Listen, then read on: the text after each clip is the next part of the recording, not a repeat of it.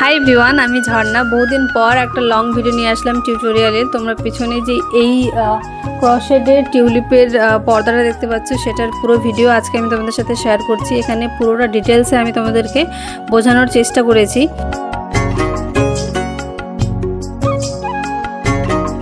পর্দাটা বানানোর জন্য আমাদের যে সামগ্রীর প্রয়োজন হবে সেটা হচ্ছে প্রথমে তো ইয়ান। এখানে আমি 3টে কালারের ইয়ান ইউজ করেছি। প্রথমে হচ্ছে সবুজ কালার, তারপরে এখানে লাইট পিঙ্ক, আর একটা থাকবে আমাদের ডার্ক পিঙ্ক, তারপরে একটা সুচ, আর একটা হচ্ছে আমাদের কাটারের প্রয়োজন হবে, এবং কোথাও কোথাও আমাদের একটু হলে আঠার প্রয়োজন হবে। আমরা প্রথমে একদমই উপরের যে বর্ডারটা আছে সেটা বানাবো। সেটার জন্য তোমরা যে জানলা বা দরজার জন্য এটা বানাচ্ছ সেটার মাপ নিতে পারো। তো এখানে আমি আমার জানলার মাপ অনুসারে টোটাল 160টা চেন বানিয়েছিলাম।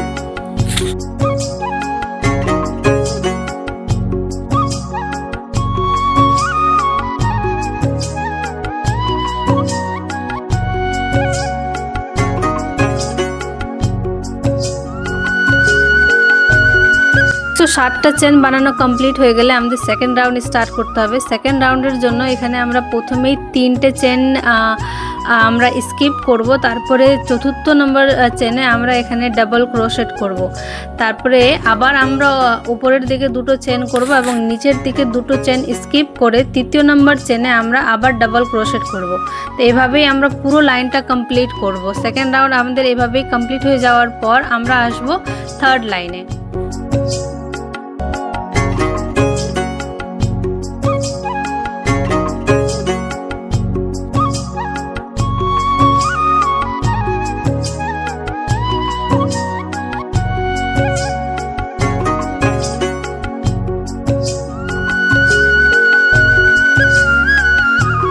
রাউন্ড শেষ হওয়ার পর এবং থার্ড রাউন্ড স্টার্টের আগে আমরা এখানে 3টে চেন বানাবো। তারপরে সেই পর্দাটাকে আমরা ফ্লিপ করব, মানে আমরা থার্ড লাইনটা হচ্ছে যে উল্টো দিক থেকে স্টার্ট করব। আমরা যে গ্যাপগুলো রেখেছিলাম সেই গ্যাপের মধ্যে আমরা 2টো করে ডাবল ক্রোশেট করব।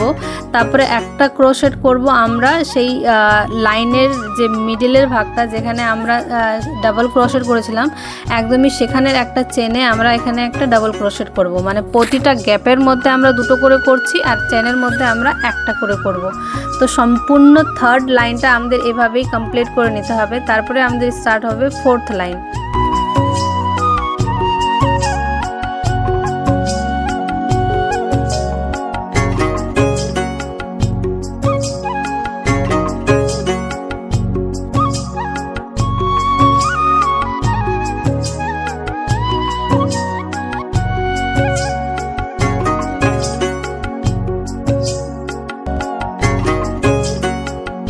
রাউন্ডও আমরা সেম ভাবেই স্টার্ট করব। মানে প্রথমে আমাদের এখানে 3টে চেন বানিয়ে নিতে হবে, তারপরে আমাদের সেই পর্দাটাকে ফ্লিপ করতে হবে এবং আমাদের এটাকে উল্টোভাবে আবার এটাকে বানাতে হবে। এই লাইনটা হচ্ছে সবথেকে সহজ। যতগুলো চেন আছে প্রতিটাতে আমাদের একটা করে ডাবল ক্রোশেট করতে হবে। এক্সট্রা এখানে কোনো এফোর্ট দিতে হবে না। তো সেম ভাবে আমরা এই পুরো লাইনটাকে কমপ্লিট করব।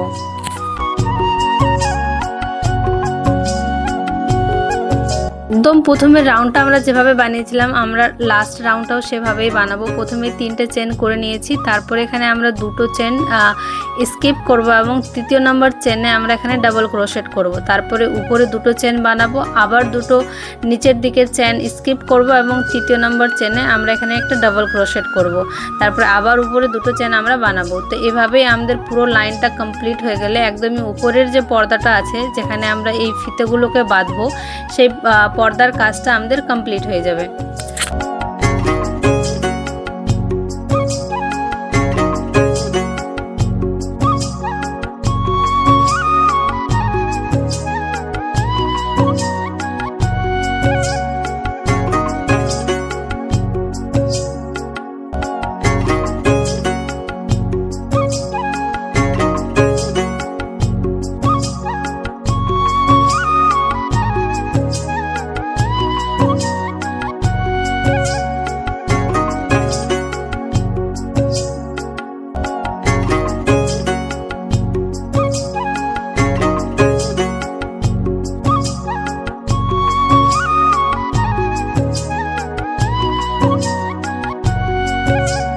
উপরের পর্দাটা কমপ্লিট হয়ে যাওয়ার পর নিচে যে হ্যাঙ্গিং হিসেবে ফিতেগুলো আছে আমরা সেগুলো বানাবো। সেগুলো বানানোর জন্য এখানে আমরা আবার সবুজ কালারের ইয়ার্ন নিয়েছি। প্রথমে এখানে আমরা 20টা চেন বানাবো, তারপরে আবার 7টা চেন নেব পাতা বানানোর জন্য। মানে টোটাল এখানে আমাদের 27টা চেন থাকবে। 27টা চেন কমপ্লিট হয়ে যাওয়ার পর যেটা একদমই উপরের প্রথম একটা চেন থাকবে সেটাকে আমরা স্কিপ করে দ্বিতীয় নম্বর চেনে আমরা এখানে স্লিপ স্টিচ করব। স্লিপ স্টিচ করে নেওয়ার পর তারপরের যে চেনটা আছে সেখানে একটা আমরা হাফ ক্রোশেট করব। হাফ ক্রোশেটের পর এখানে আমরা একটা সিঙ্গেল, তারপরে একটা ডাবল ক্রোশেট করব। তারপরে আবার আমরা এখানে একটা সিঙ্গেল ক্রোশেট, তারপরে একটা আমরা হাফ ক্রোশেট এবং সবশেষে আমরা একটা স্লিপ স্টিচ করব। এই প্রসেসটা কমপ্লিট করে নিলে আমাদের একটা পাতা রেডি হয়ে যাবে। তারপরে আমাদের আবার 20টা চেন করতে হবে গ্যাপ রাখার জন্য, তারপরে 7টা চেন করতে হবে পাতা বানানোর জন্য। মানে প্রতিটা পাতার মিডিলে আমাদের 20টা করে চেনের ডিস্টেন্স থাকবে, যেখানে আমরা ছোট ছোট ফুলগুলোকে অ্যাটাচ করব যাতে আমাদের এই পর্দাটা দেখতে সুন্দর হয়। আশা করছি আমি তোমাদেরকে বোঝাতে পারলাম। যাদের ভয়েসটা বুঝতে কোনো অসুবিধা হচ্ছে তোমরা একটু আমাকে কমেন্ট করে জানিও, আমি তোমাদেরকে সেখানে রিপ্লাই করার চেষ্টা করব। তো এখানে আমরা সেম প্রসেসে টোটাল 9টা ফিতে বানিয়ে নেব। 9টা ফিতের মধ্যে একদমই মধ্যভাগে যে ফিতেটা থাকবে তার সাইজটা সবথেকে ছোট হবে। এবং এটা যদি তোমাদের বুঝতে অসুবিধা হয় তাহলে আমি তোমাদেরকে পাতাটা গুনে দেখাবো। মধ্যের যে ফিতেটা থাকবে তার মধ্যে টোটাল 4টে পাতা থাকবে, তার পাশে দুটোতে থাকবে 5টা করে, তার পাশে দুটোতে 6টা করে, তারপরেরগুলোতে 7টা করে এবং সব শেষে যে দুটো থাকবে সেগুলোতে থাকবে তোমার 8টা করে পাতা। তাহলে তোমরা যদি এই অনুসারে বানাও তাহলে তোমাদেরও সুবিধা হবে।